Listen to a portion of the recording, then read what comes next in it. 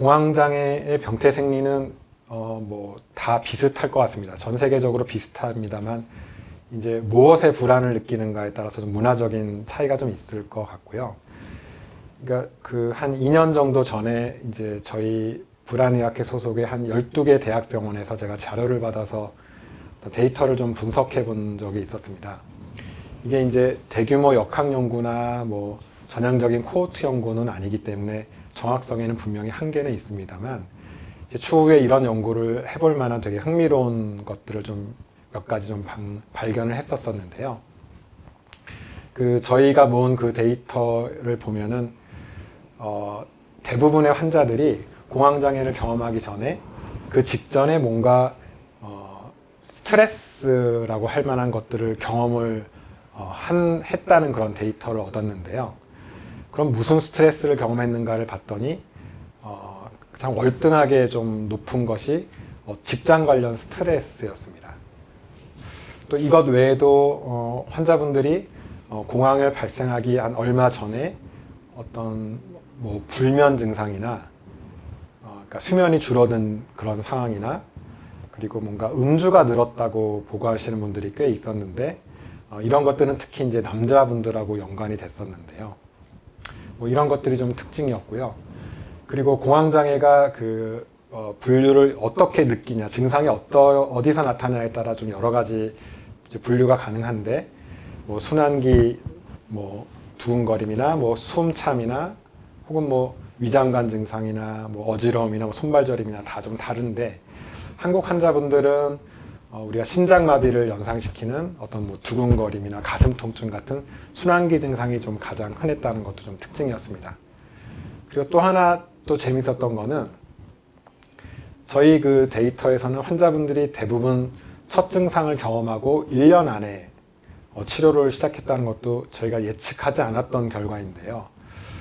이런 연구들이 많지는 않습니다. 그런데 외국의 연구나 한국의 이제 이전 연구를 보면은 거의 뭐 9년, 뭐 10년 이렇게 오래 지나고 나서 방문했다는 이런 결과들이 있었습니다. 그래서 이것에 대해서 이제 좀 문헌을 찾아봤었는데 저희가 2010년도 초반경에 이제 어떤 연예인분이 자기 증상에 대해서 이제 언론에 이제 증상에 대해서 이제 말씀을 하셨고 그 이후에 여러 연예인들이 그런 증상을 같은 어려움을 토로했고 그 다음에 공황장애가 인터넷에 올라오는 것들이 연구해 보면은 10배 이상으로 쭉 이렇게 늘어났었고요. 아마 이런 것들이 그 일반인이나 뭐 어떤 탁과 치료진에게도 이 공황장애에 대한 인식도를 높였고 그래서 이렇게 치료적 접근이 좀 빨리 되지 않았을까 그런 생각을 좀 해봅니다.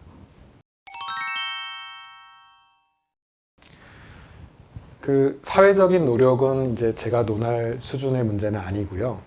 이제 개인적으로는 이제 저희 연구에서도 그렇고 저희가 흔히 보는 임상상의 모양이 환자분들이 직장에서 굉장히 좀 스트레스 받고 힘들었고 그날 이제 저녁에 이제 술을 또 먹고 집에서 이제 충분히 못 주무시고 아침에 출근을 해서 또 많은 일을 하셔야 되는데 숙취가 있고 저녁에 또 술을 먹고 이제 이런 사이클들이 계속 반복이 되다가 그리고 어느 날 과음을 하고 출근했을 때 그 숙취와 함께 첫 공황이 시작되는 분들을 좀 많이 본다는 느낌을 좀 받았었는데요.